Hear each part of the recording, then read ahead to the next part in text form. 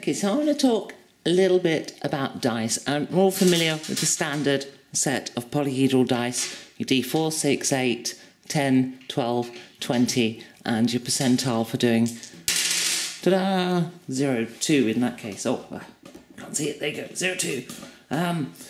And I'm sure most people watching this are aware that you can get different sets. So here I've got an Elvish set that's actually quite difficult to read. Let me just zoom in a little bit. Slightly easier to read is this Dwarvish set. And then you can get all this kind of funky stuff with all this. But to be honest, these dice don't actually interest me that much. Now, all those standard dice, they're used in, so many different games, very useful and everything else. But it actually kind of annoys me that more dice sizes aren't used. I'm going to start with a common mistake that often people think D2, it's a coin toss, right? But there is such thing as a D2. Here it is. It's got two sides, and it is genuinely, oops, push that on screen, a D2. And you can also get a D3. Here we are.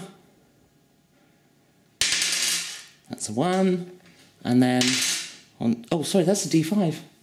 Oh, what an idiot. There's my D3. So you've got 2, nearly 3, obviously 4 you're aware of. D5 I just rolled because I'm dumb, and you get the 3s on the edge of the pyramid there. 6, there's a D7. So there we go, D7. D8. You can get a D9, but it's not a balanced dice, so I don't have one. You tend not to find them officially manufactured, but if you look at the 3D printing sites, you'll find them there. Then there's the D12, the D14. And, normally in most games they just go straight from 12 to 20. Why do they do that? It's a huge gap. You should at least have in your collection a D16. It's the intermediary dice between 12 and 20. Then you get the D18. Obviously the D20 we're all familiar with. And from there we go to the D22 and the D24. Just found it, there it is, D24. And then of course the D30. Now I've seen the D30 used in a couple of games. And some people do 3D30. I only have the 2, so unfortunately that one's in a different colour that I don't have a set of, so it doesn't get used much at all. But it's quite rare to see a D30 used. So I'm sure many of you will have seen the D100. You roll it, and it just keeps going. Now I often use this for loot dice because it's like that moment in X Factor and talent shows where what number is it going to be? What number is it going to be? So I do it for the loot rolls because a lot of those tables in D&D are percentile rolls, and this of course takes a while to get to the result. But there's a snag with the D100 in that you can't.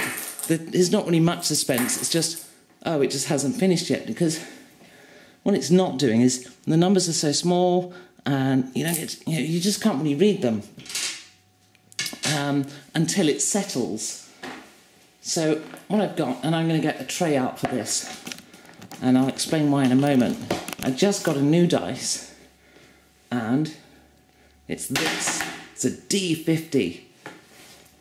And I buffered it up against the edge there. Let me roll that again.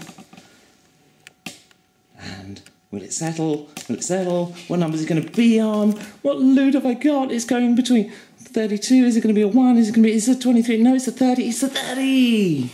I got a sort of plus whatever. So it's a fantastic thing. I love this. So I'm going to have to make some new loot tables to make use of it, because I just love the way it wobbles around the numbers. So you get that suspense. But the reason I'm rolling it here on a tray is because it has another quality that's a little more alarming. I don't know if you notice, I have a glass table.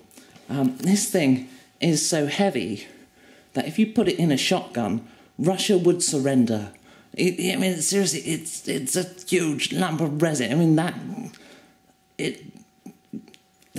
I'll do it once. I'll do it once, and I'll do it gently. Yeah, my table.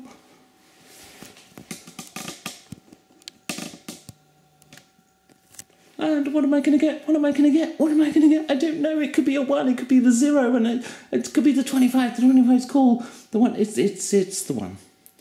No, it's the 0. It's actually quite difficult. You have to kind of stand above it to read it because there's not much gap between the numbers. It's hard to see which way is up.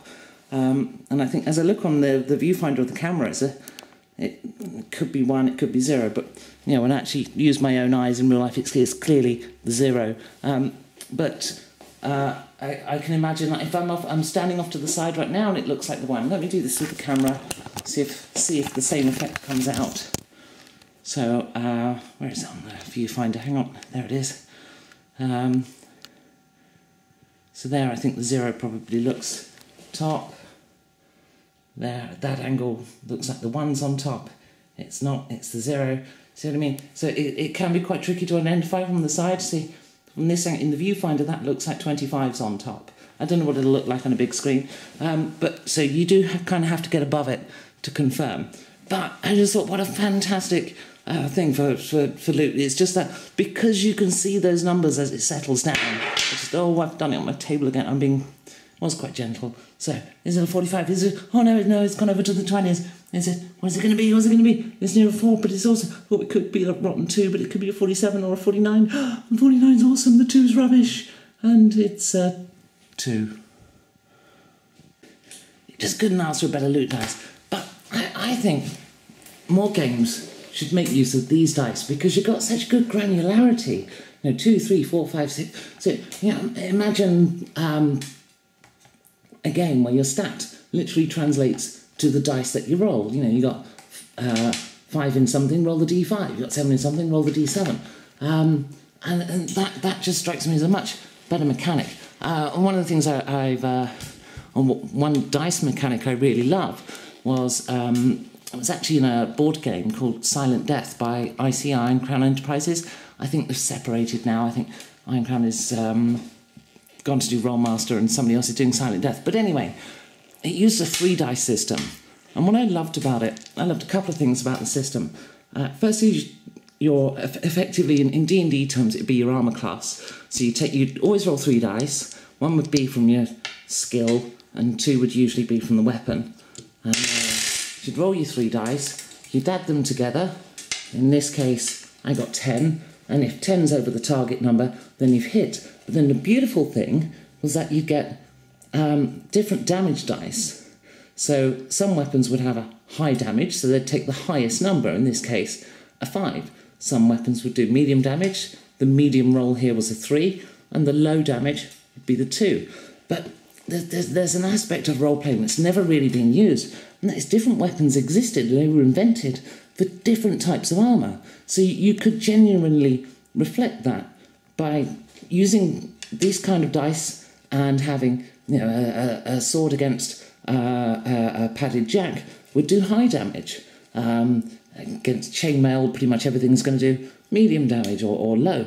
You know, and obviously, you know, things designed to pierce plate mail would do medium, and things that are not designed to pierce plate mail would do low. And so you could actually get that. And it's not actually that complex. It's just a case of determining which damage dice is used against plate for sharp, bludgeoning, piercing weapons, and you know, the same again for chainmail. It's down to those standard damage types that we all know and are already familiar with. It kind of doesn't really work that well when you've got the standard dice, because there's just not enough granularity. So, you know, you roll your skill dice is only d4. Well, if you've got a low damage, that means your damage is always going to suck. But when you've got these dice that are quite close together in value, all of a sudden you've got a workable system. And I've got to say, the melee mechanics and everything, it's quite easy to write that. What always kills somebody trying to write their own role-playing game is the magic system, which is why I always get really annoyed when people do role-playing games without the magic system. It's like, well, you didn't really write a role-playing system, did you? You wrote a combat game. It's sort of like a half of... It's not even half the game. It's like you wrote a fifth of it. And then there's ones that say, yes, so the magic system is basically you make the spells up, but they've got to be within reason, and here's the kind of framework, and there's sort of a one-page guide on how to invent your own spells. That's not tackling a role-playing game. You've got to do the spells, otherwise you haven't written a role-playing game. So, yeah, I don't know if I'll ever do it, find that much time to write big spell lists, but, yeah... I, much like everyone else, I would probably just write the melee system. But I love the granularity of these dice. And of course, it's always great when you've got 3 people around the table and you want to determine who someone hits. In this case, player number 1. And, next week you've got 7 people. And so you've got 7-sided dice. And so that's always quite handy. So they do have their place. But, most of the time these sit unused in my box. And I think that's a great shame because these are fantastic dice. They always cause comment when they're used. So if you're a game designer, make use of this stuff. Do the 3-dice system and stuff, Make it happen because they're cool. And because we've had these dice for 20 plus years and it's time for new things.